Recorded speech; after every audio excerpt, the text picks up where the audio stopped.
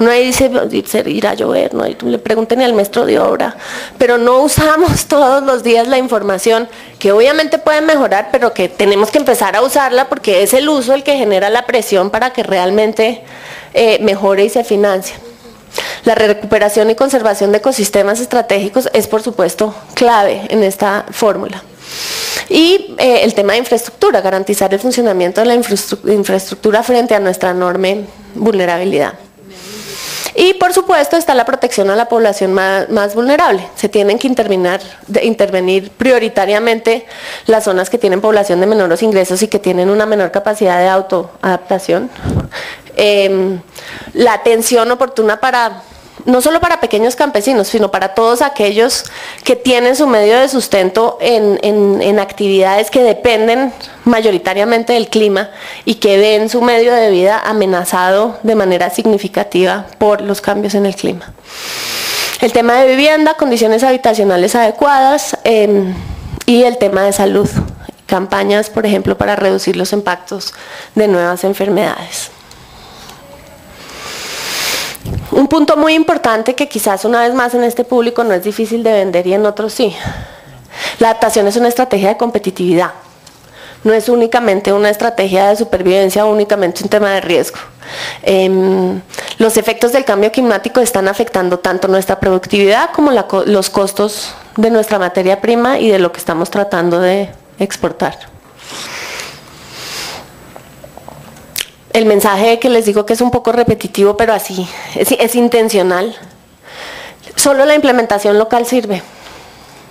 Y en la medida que este plan de adaptación, sus hojas de ruta, sus protocolos, sean realmente internalizados y puedan ser herramientas de trabajo en lo local, ahí está su éxito. Si no, esto no funciona. ¿Eso qué implica? Que tiene que haber una participación comunitaria efectiva y que los proyectos tienen que incluir financiamiento para temas de participación comunitaria, porque una vez más son las comunidades que conocen sus vulnerabilidades. Tiene que haber una generación de información a todos los niveles. ¿En qué evento que tenga que ver con medio ambiente no se menciona la palabra escala? Obviamente el tema de escala y generación de información a las escalas que son necesarias es importante, pero más allá de eso yo reitero mucho es no solo la información de la escala del mapa que genera la institución nacional, sino ir a consultar con la realidad. Allá abajo en los municipios la escala es 1 a 1. Entonces vamos y veamos qué es lo que está pasando allá. La creación de capacidades y, aunque suene redundante, que la implementación realmente se hace a nivel local. Como todos los temas de política pública hoy en día, pero quizás de forma más importante es todos los niveles territoriales, los sectores y la población tienen que interesarse en este tema. Nosotros tenemos que lograr que se interesen, pero hay responsabilidades individuales en el tema de adaptación y en el tema de gestión del riesgo en términos generales y obviamente en los temas ambientales, y están a todos los niveles. Entonces lograr ese interés, proporcionar la información y lograr entonces que todos nos beneficiemos de la estrategia es de enorme importancia. Y durante el segundo semestre del año pasado tuvimos muchas discusiones a través de los distintos enfoques que pueden estar en boga o que se pueden haber utilizado en los pilotos que hemos hecho en el país, y nuestra respuesta al final fue la visión integral que utiliza todos los enfoques posibles es la más robusta. Es decir, nosotros vemos cada uno de los enfoques de adaptación como una lente que hay que utilizar para mirar la problemática a la que nos estamos adaptando. Eso implica que no hay un solo enfoque que sea más valioso. Hay mucha gente que defendía y decía, por la dependencia de los ecosistemas, toda la adaptación en Colombia tiene que ser antes que nada ecosistémica. Obviamente tiene que ser ecosistémica, pero también tiene que ser basada en comunidades. También hay que hablar con las comunidades. También tenemos que tomar en cuenta cuáles son las obras de infraestructura y las intervenciones en términos de bienes públicos de infraestructura que necesitamos. Y tenemos que incorporar, es decir, tenemos que pensar en todos los enfoques que sirva y no decidir que porque nos casamos con una o porque la cooperación internacional está financiando más una, entonces quedémonos solo con ecosistémico y hagamos eso el resto de la eternidad. Al contrario, tenemos que hacer nuestras intervenciones robustas. Queda un minuto, Carolina. Bueno, estas les decía son las líneas estratégicas. Por encima de todo está la concientización y que empieza desde el COMPES del año pasado con las entidades del gobierno nacional, la generación de información, la planificación del territorio, Eso no implica que dejemos de pensar en implementar. Nosotros somos, y el DNP quizás el número 1 en producir documentos hermosísimos. Si no empezamos a pensar en implementación, nos quedamos en las mismas. Ahora, eso no implica que no tengamos que fortalecer nuestra capacidad de reacción. Una vez más, cambio climático igual a incertidumbre. Nuestra institucionalidad para reaccionar en general ante los desastres, pero a los temas de cambio climático es importante. No vamos a poder prevenir todo.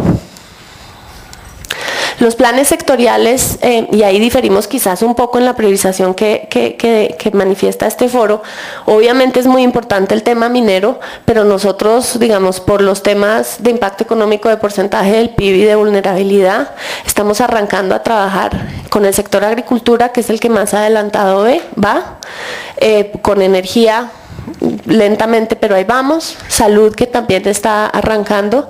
Transporte va muy bien con sus estudios de vulnerabilidad y estamos trabajando con ellos en otros temas, y en vivienda y agua.